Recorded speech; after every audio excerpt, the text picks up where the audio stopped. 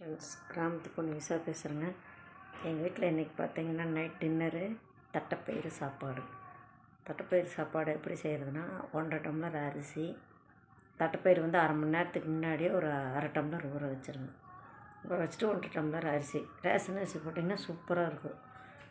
நைட்டுக்கு சூடாக சாப்பிட்லாம். வெங்காயம், 4 தக்காளி, வரமிளகா கிள்ளி போட்டு, கொஞ்சம் எண்ணெய் ஊற்றி கடுகு போட்டு, வெங்காயம் வணங்கினே இஞ்சி பூண்டு பேஸ்ட் போட்டு தக்காளி போட்டு தாளித்து ஊற வச்சுருக்கீங்களா தட்டைப்பயிரை கழுவி அதுலேயும் போட்டு கொஞ்சம் கரம் மசாலா, கொஞ்சம் மிளகாத்தூள் போட்டு,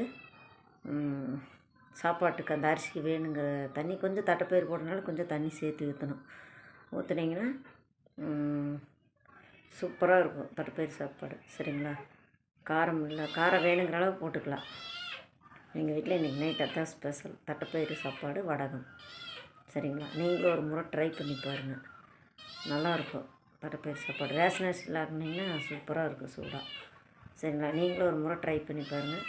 பிடிச்சிருந்தால் லைக் பண்ணுங்கள், கமெண்ட் பண்ணுங்கள், சப்ஸ்கிரைப் பண்ணுங்கள்.